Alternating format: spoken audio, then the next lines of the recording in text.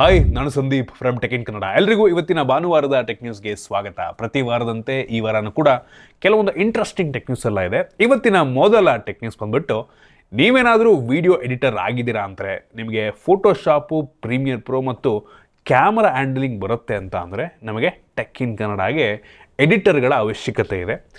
Full time ಬೆಂಗಳೂರಿನಲ್ಲಿ ಕೆಲಸ. So interested ಇರೋರು, ಪ್ಯಾಷನೇಟ್ ಇರೋರು, ಅವಶ್ಯಕತೆ ಇರೋರು ಇಮೇಲ್ ಐ ಡಿ ಕೊಡ್ತಾ ಇದ್ದೀನಿ. ಅಲ್ಲಿ ನಿಮ್ಮ ರೆಸ್ಯೂಮನ್ನು ಕಳಿಸಿ, ನಮಗೆ ಓಕೆ ಆಯಿತು ಅಂದರೆ ನಾವು ನಿಮ್ಮನ್ನು ಕಾಂಟ್ಯಾಕ್ಟ್ ಮಾಡ್ತೀವಿ. ಸೊ ಪ್ಯಾಷನೇಟ್ ಇರೋರು, ಅವಶ್ಯಕತೆ ಇರೋರು, ಆಯಿತಾ? ಸುಮ್ಮನೆ ಕಳಿಸ್ಬೇಡಿ. ಅವಶ್ಯಕತೆ ಇದ್ದರೆ, ತುಂಬ ನೀಡಿದೆ ಅಂಥವ್ರು ಮಾತ್ರ ಕಳಿಸಿ. ಇನ್ನು ಮುಂದಿನ ಟೆಕ್ ನ್ಯೂಸ್ ಬಂದ್ಬಿಟ್ಟು, ನಮ್ಮ ದೇಶದಲ್ಲಿ ಮತ್ತೊಮ್ಮೆ ನಮ್ಮ ಸರ್ಕಾರದವರು ಸುಮಾರು 119 ಚೈನೀಸ್ ಮತ್ತು ಹಾಂಗ್ಕಾಂಗ್ ಅಪ್ಲಿಕೇಶನ್ಗಳನ್ನು ಬ್ಲಾಕ್ ಮಾಡಿ ಬಿಸಾಕಿದ್ದಾರೆ. ಬ್ಲಾಕ್ ಮಾಡೋದು ಈಸಿ, ಸ್ವಲ್ಪ ದಿನ ಆದಮೇಲೆ ಆ ಅಪ್ಲಿಕೇಶನ್ಗಳು ಇನ್ನೊಂದು ಹೆಸರಿನಲ್ಲಿ ಮತ್ತೆ ವಾಪಸ್ ಬರ್ತವೆ. ಆ ರೀತಿ ಆಗಬಾರ್ದು, ಆಯಿತಾ? ಲಾಸ್ಟ್ ಟೈಮ್ ಕೆಲವೊಂದು ಲೋನ್ ಅಪ್ಲಿಕೇಶನ್ಗಳು ಬ್ಯಾನ್ ಮಾಡಿದ್ರು, ಓಕೆ ಆಯಿತು, ಚೆನ್ನಾಗಾಯಿತು. 2020ನೇ ಇಸ್ವಿಯಲ್ಲಿ ಬ್ಯಾನ್ ಆದಂಥ ಕೆಲವೊಂದು ಅಪ್ಲಿಕೇಶನ್ಗಳು ಬೇರೆ ಬೇರೆ ಹೆಸರಲ್ಲಿ, ನೋಡಿ, ಪಬ್ಜಿ ಬ್ಯಾನ್ ಆಯಿತು, BGMI ಅನ್ನೋ ಹೆಸರಲ್ಲಿ ಬಂತು. ಈಗಲೂ ಸಹ ನಾವು ಈ ಆ್ಯಂಡ್ರಾಯ್ಡಿಂದು ಡಾಟಾ ಫೋಲ್ಡ್ ಒಳಗೆ OBB ಫೈಲ್ ನೋಡಿದ್ರೆ BGMI ಅಂತ ಇರೋಲ್ಲ, ಪಬ್ಜಿ ಅಂತಲೇ ಇರುತ್ತೆ, ಆಯಿತಾ? ಆ್ಯಕ್ಚುಲಿ ಪಬ್ಜಿನೇ ಅದು, ನಾಮಕಾವಸ್ತು ಹೆಸರು ಚೇಂಜ್ ಮಾಡಿ ಇನ್ನೊಂದು ಕಂಪ್ನಿ ಹೆಸರಲ್ಲಿ ವಾಪಸ್ ಬಂದಿದೆ ಅಷ್ಟೇ, ಆಯಿತಾ?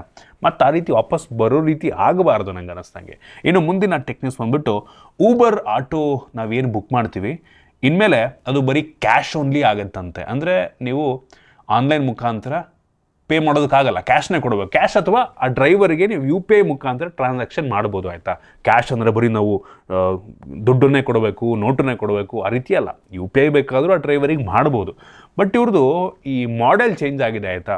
ಇದಕ್ಕಿಂತ ಮುಂಚೆ ಊಬರ್ ಆಟೋದು ಹೆಂಗಿರ್ತಿತ್ತು ಅಂತ ಅಂದರೆ, ಕಮಿಷನ್ ಕೊಡಬೇಕಾಗಿತ್ತು ಡ್ರೈವರ್ಗಳು ಈ ಊಬರ್ ಕಂಪ್ನಿಗೆ.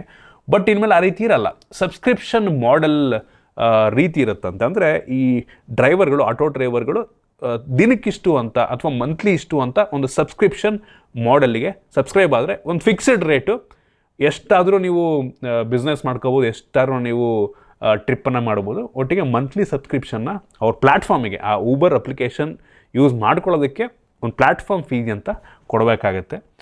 ಸೊ ನೋಡಬೇಕಿದು ಆಟೋ ಡ್ರೈವರ್ಗಳಿಗೆ ಅಡ್ವಾಂಟೇಜ್ ಆಗುತ್ತಾ ಹೇಗೆ ಅಂತ. ಮತ್ತಿನ್ನೊಂದು ಏನಂತ ಅಂದರೆ, ನೆಗೋಸಿಯೇಷನ್ ಆಪ್ಷನ್ ಸಹ ಇರುತ್ತಂತೆ ಮೋಸ್ಟ್ಲಿ. ಸೊ ಒಂದು ಫಿಕ್ಸ್ ರೇಟ್ ಇರಲ್ಲ, ಒಂದು ರೇಂಜ್ ಇರುತ್ತೆ, ಇಷ್ಟರಿಂದ ಇಷ್ಟರೊಳಗೆ ನೆಗೋಷಿಯೇಟ್ ಮಾಡ್ಕೋಬೋದು ನೀವು ಅಂತ. ಊಬರ್ ಅಂತೀರ, ಓಲಾದಲ್ಲಿ ಈಗ ಮೊನ್ನೆ ಅದನ್ನು ಇಂಪ್ಲಿಮೆಂಟ್ ಮಾಡಿದ್ದಾರೆ. ಆ ರೀತಿ ಊಬರ್ನಲ್ಲೂ ಸಹ ಬರುತ್ತಂತೆ. ನೋಡೋಣ, ಇದು ಕಸ್ಟಮರ್ ಮತ್ತು ಡ್ರೈವರ್ ಇಬ್ಬರಿಗೂ ಅಡ್ವಾಂಟೇಜ್ ಆಗೋ ರೀತಿ ಇರುತ್ತೆ ಹೇಗೆ ಅಂತ. ಇನ್ನು ಮುಂದಿನ ಟೆಕ್ ನ್ಯೂಸ್ ಬಂದ್ಬಿಟ್ಟು, BSNL ಅವರು ಸುಮಾರು 17 ವರ್ಷಗಳ ನಂತರ Q3 2024ನಲ್ಲಿ ಮೊದಲ ಬಾರಿಗೆ ಪ್ರಾಫಿಟನ್ನು ಬುಕ್ ಮಾಡಿದ್ದಾರೆ. ಸೊ ಲಿಟ್ರಲಿ 262 ಕೋಟಿ ಪ್ರಾಫಿಟನ್ನು ಕಳೆದ ತ್ರೈಮಾಸಿಕದಲ್ಲಿ ಅವರು ಅಕ್ಟೋಬರ್, ನವಂಬರ್, ಡಿಸೆಂಬರ್ ತಿಂಗಳಲ್ಲಿ 266 ಕೋಟಿ ಪ್ರಾಫಿಟ್ ಮಾಡಿದ್ದಾರೆ. ಇದಕ್ಕೆ ಕಾರಣ ತುಂಬ ಸಿಂಪಲ್. ಬೇರೆ ನೆಟ್ವರ್ಕ್ ಪ್ರೊವೈಡರ್ಗಳೆಲ್ಲ ಪ್ರೈಸನ್ನು ಜಾಸ್ತಿ ಮಾಡಿದ್ರು, BSNL ಅವರು ಪ್ರೈಸನ್ನು ಅಷ್ಟೇ ಇಟ್ಟಿದ್ರು. ಈ ಕಾರಣಕ್ಕೆ ತುಂಬ ಜನ BSNLಗೆ ಸ್ವಿಚ್ ಆದರೂ ಈ ಕಾರಣದಿಂದ ಪ್ರಾಫಿಟ್ ಮಾಡಿದ್ದಾರೆ. 17 ವರ್ಷಗಳ ನಂತರ ಒಂದು ಕ್ವಾರ್ಟರ್ನಲ್ಲಿ ಪ್ರಾಫಿಟ್ ಮತ್ತು ತುಂಬ ಕೆಲವೊಂದು ಎಕ್ಸ್ಪೆನ್ಸಸ್ನ ಕೂಡ ಕಟ್ ಮಾಡಿದಾರಂತೆ BSNLನಲ್ಲಿ. ಒಂದು ಒಳ್ಳೆ ವಿಷಯ ಆಗಬೇಕಾಗಿತ್ತು. ಇದ್ರ ಬಗ್ಗೆ ಮುಂಚೆನೂ ಸಹ ನಾನು ವಿಡಿಯೋ ಮಾಡಿದ್ದೇನೆ. ಒಂದು ಗೌರ್ಮೆಂಟ್ ಕಂಪ್ನಿ ಅಂತ ಸಿಂಪತಿ ತೋರಿಸೋ ಅವಶ್ಯಕತೆ ಇಲ್ಲ. ಲಾಸ್ ಮಾಡ್ಕೋತಾ ಇದೆ ಅಂತ ಅಂದರೆ, ನಮ್ಮೆಲ್ಲರ ದುಡ್ಡು, ನಾವು ಏನು ಟ್ಯಾಕ್ಸ್ ದುಡ್ಡು ಕಟ್ತೀವಿ, ಆ ಒಂದು ದುಡ್ಡಿನ ಲಾಸ್ ಆಗ್ತಾ ಇದೆ ಅಂತ. ಈ ರೀತಿ ಪ್ರಾಫಿಟಬಲ್ ಆಗಬೇಕು, ಒಂದು ಒಳ್ಳೆ ವಿಷಯ. ಇನ್ನು ಮುಂದಿನ ಟೆಕ್ ನ್ಯೂಸ್ ಬಂದುಬಿಟ್ಟು, ಬೆಂಗಳೂರಿನಲ್ಲಿ ಒಬ್ಬ ವ್ಯಕ್ತಿ ಓಲಾ ಬುಕ್ ಮಾಡೋಕ್ಕೆ ಟ್ರೈ ಮಾಡಿದ್ದಾನೆ. ತುಂಬ ಟ್ರೈ ಮಾಡಿದ್ದಾನೆ, ಆಗಿಲ್ಲ. ಏನು ಮಾಡವನೇ ಬುದ್ಧಿವಂತ, ಪೋರ್ಟರ್ ಬುಕ್ ಮಾಡಿಬಿಟ್ಟವನೇ.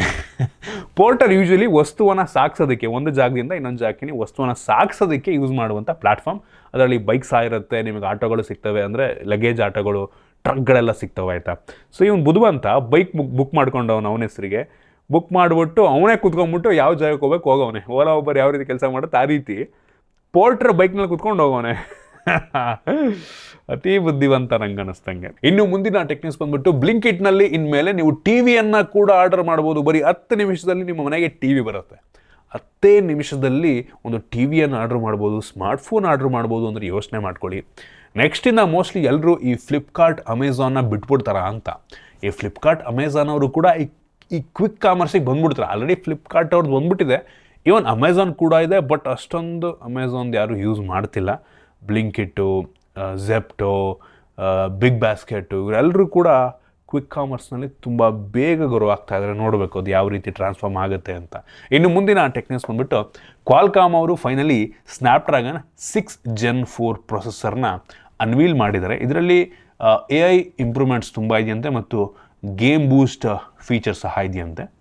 ಸೊ ಒಂದು ಒಳ್ಳೆಯ ಗೇಮಿಂಗ್ ಎಕ್ಸ್ಪೀರಿಯನ್ಸ್ ಸಿಗುತ್ತೆ ಅಂತ ಅಂತಾರೆ. ಅಂಥದ್ದು ಬೆಂಚ್ ಮಾರ್ಕ್ ಮೋಸ್ಟ್ಲಿ ಒಂದು 6.5 ಇಂದ 7 ಲಕ್ಷ ರೇಟಿಂಗ್ ಕೊಡಬಹುದಾ ಈ ಒಂದು ಪ್ರೊಸೆಸರ್ ಅಂತ ನನಗೆ ಅನ್ನಿಸ್ತಾ ಇದೆ. ಇದೊಂದು ರೀತಿ ಹೈಯರ್ ಮಿಡ್ ಎಂಡ್ ಪ್ರೊಸೆಸರ್ ಆಗುತ್ತೆ ನಂಗೆ ಅನ್ನಿಸ್ದಂಗೆ.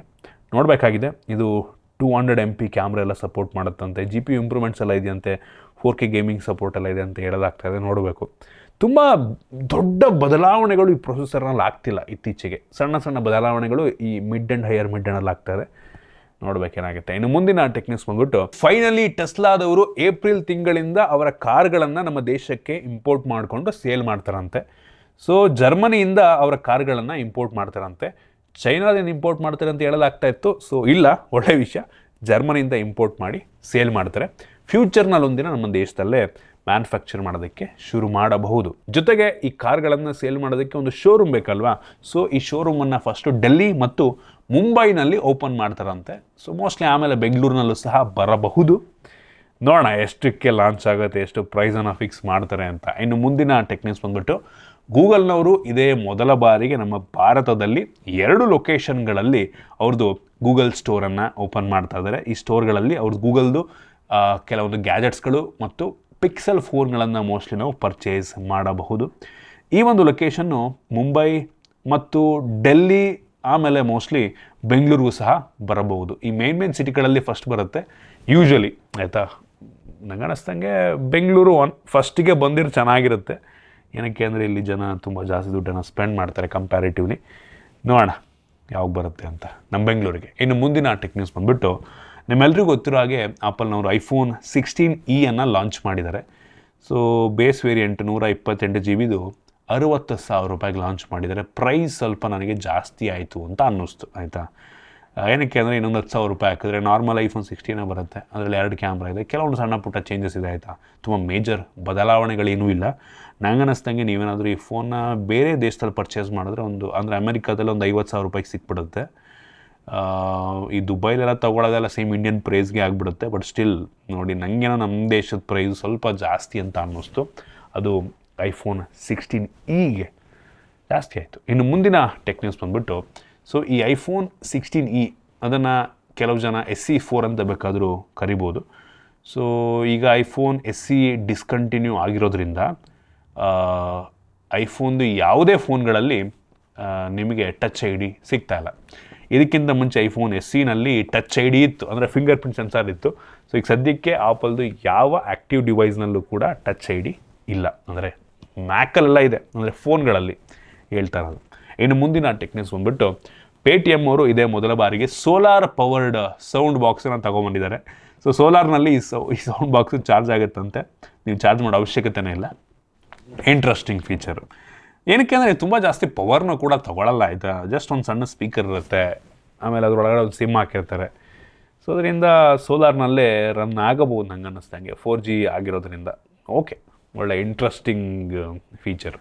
ಇನ್ನು ಮುಂದಿನ ಟೆಕ್ನಿಕ್ಸ್ ಬಂದ್ಬಿಟ್ಟು ಝೊಮ್ಯಾಟೋದವರು ನಗೆಟ್ ಅನ್ನುವಂಥ ಒಂದು ಕಸ್ಟಮರ್ ಸಪೋರ್ಟ್ AI ಬಾಟನ್ನು ಲಾಂಚ್ ಮಾಡಿದ್ದಾರೆ. ಅಂದರೆ ನೀವು ಅದ್ರ ಜೊತೆ ಮಾತಾಡ್ತಿರ್ಬೇಕಾದ್ರೆ ಆ್ಯಕ್ಚುಲಿ ಮನುಷ್ಯರ ಜೊತೆ ಮಾತಾಡ್ತಾ ಇದ್ದೀರಾ ಅಂತ ಅನಿಸುತ್ತೆ, ಬಟ್ ಅದು AI ಆಗಿರುತ್ತೆ, ಗೊತ್ತೇ ಆಗಲ್ಲ. ಐ ಹೋಪ್ ಅದು ಸರಿಯಾಗಿ ಪ್ರಾಬ್ಲಮ್ಗಳನ್ನು ರೆಸಾಲ್ವ್ ಮಾಡುತ್ತೆ ಅಂತ. ಎಷ್ಟೋ ಸಲ ಇರಿಟೇಟ್ ಆಗ್ತಿರುತ್ತೆ, ಮನುಷ್ಯರ ಕೈಲಿ ಫೋನ್ ಕೊಟ್ಬಿಡ್ರಪ್ಪ ಮಾತಾಡ್ಬಿಡ್ತೀನಿ ಅಂತ ಅನ್ನಿಸ್ತಾ ಇರುತ್ತೆ ಕೆಲವೊಂದು ಟೈಮು ಅವ್ರ ಚಾಟ್ ಸಪೋರ್ಟಲ್ಲಿ. Irritation feel. ಐ ಹೋಪ್ ಆ ರೀತಿ ಆಗಲ್ಲ ನೆಕ್ಸ್ಟು ಅಂತ ಅಂದ್ಕೊಳ್ಳೋಣ. ನಂಗೆ ಅನ್ನಿಸ್ದಾಗ ನೆಕ್ಸ್ಟಿಂದ ನೋಡಿ ಎಲ್ಲ ಕಂಪ್ನಿಗಳು ಈ AI ಚಾಟ್ಬೋಟ್ ಹಾಕ್ಬಿಡ್ತಾರೆ.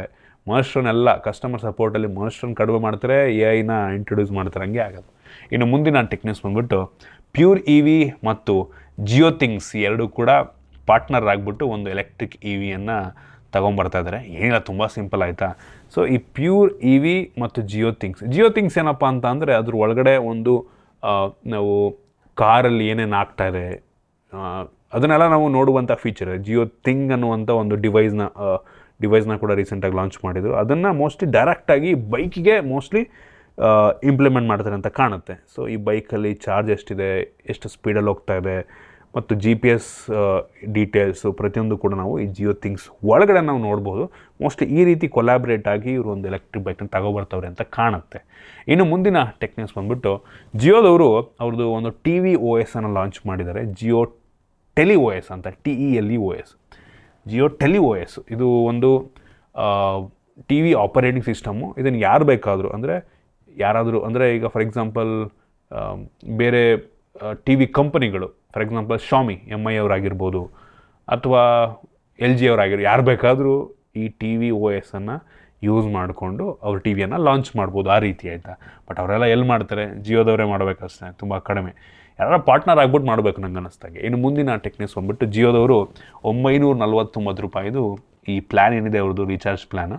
ಸೊ ಇದರಲ್ಲಿ ಜಿಯೋ ಹಾಟ್ಸ್ಟಾರ್ನ ಕಾಂಪ್ಲಿಮೆಂಟ್ರಿ ಸಬ್ಸ್ಕ್ರಿಪ್ಷನ್ ಕೊಡ್ತಾ ಇದ್ದಾರೆ 3 ತಿಂಗಳಿಗೆ. ಸೊ ನೋಡಿ ಅದು ಅಂದರೆ ಆ ಪ್ಲ್ಯಾನ್ ಏನಿರುತ್ತೆ ವ್ಯಾಲಿಡಿಟಿ, ಆ ಒಂದು ಟೈಮಿಗೆ ನಿಮಗೆ ಜಿಯೋ ಹಾಟ್ಸ್ಟಾರ್ ಫ್ರೀಯಾಗಿ ಸಿಗುತ್ತೆ. ಸೊ ನೆಕ್ಸ್ಟ್ ಏನಾದ್ರು IPL ಬಂದಾಗೆಲ್ಲ ನೀವು ಆರಾಮಾಗಿ ನೋಡ್ಕೋಬೋದು. ಅದು ತುಂಬ ದಿನ ಕೊಡಲ್ಲ ಅಂತ ಕಾಣುತ್ತೆ. ಒಟ್ಟಿಗೆ ಸದ್ಯಕ್ಕೊಂದು ಕಾಂಪ್ಲಿಮೆಂಟ್ರಿ ರೀತಿ ಕೊಟ್ಟಿದ್ದಾರೆ, ಒಂದು ಒಳ್ಳೆಯ ವಿಷಯ. ಸೊ ಇದಿಷ್ಟು ಇವತ್ತಿನ ಟೆಕ್ ನ್ಯೂಸ್. ಐ ಹೋಪ್ ನಿಮಗೆ ಇವತ್ತಿನ ಟೆಕ್ ನ್ಯೂಸಲ್ಲಿ ಕೆಲವೊಂದು ಹೊಸ ವಿಷಯ ತಿಳೋಕ್ಕೆ ಸಿಕ್ಕಿದೆ ಅಂತ ಅನ್ಕೋತೀನಿ. ಇಷ್ಟ ಆಗಿದ್ರೆ ಲೈಕ್ ಮಾಡಿ, ಶೇರ್ ಮಾಡಿ. ಇದೇ ರೀತಿ ನಮ್ಮ ಬೇರೆ ಬೇರೆ ವಿಡಿಯೋಗಳಿಗೆ ನಮ್ಮ tech in Kannada YouTube channel subscribe ಮಾಡ್ಕೊಂಡಿಲ್ಲ ಅಂದರೆ ಈಗಲೇ ಸಬ್ಸ್ಕ್ರೈಬ್ ಮಾಡ್ಕೊಳ್ಳಿ ಮತ್ತು ಬೆಲ್ ಐಕಾನ್ ಕೂಡ ಕ್ಲಿಕ್ ಮಾಡ್ಬೋದು. ಸಿಗೋಣ ಮತ್ತೆ ಮುಂದಿನ ವಿಡಿಯೋದಲ್ಲಿ.